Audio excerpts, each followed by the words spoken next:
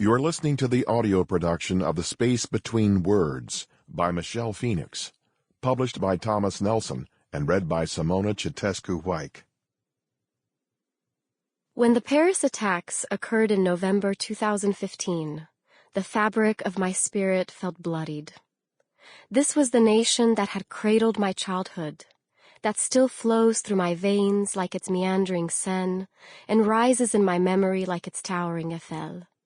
From infancy to adulthood, France has seeped its essence into the marrow of my identity. Depicting the events that brought the country to its knees was an act of love and prayer. For France. Prologue. 1695, Gatigny, France. My name is Adeline Baillard, and my life may end today. Or it may stretch its final throes into another dawn. Existence is a flimsy thing. I savor its fragility with every breath I take.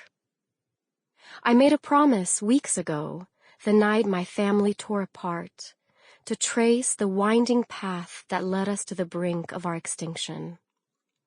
So I begin to write these pages from the shadows above the forge, because story is sacred, insurgent in its power to unravel tangled roots. 2 generations warned us of the wrongs we face today. My grandfather passed on to us the tales his father told. The August night when the streets of Paris ran red with martyrs' blood. The savage slayings of St. Bartholomew's 3,000.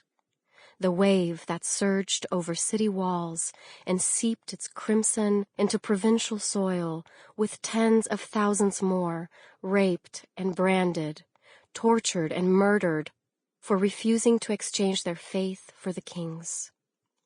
Their offense was being Protestant, believing in a God who needed neither pope nor priest to make himself known. Their sin was challenging the church and its fear-mongering, its clergy and their profiteering. Their transgression was daring to dissent with a crown whose authority depended on its people's docility. The battle raged for decades, undeterred by truces and edicts. The wealthiest of the Protestants, named Huguenots, escaped to safer lands, often leaving everything behind, while the poor and courageous took to fields, caves, and dried-up riverbeds to worship and read from Bibles banned by the king and his court. When the edict of... Sample complete. Ready to continue?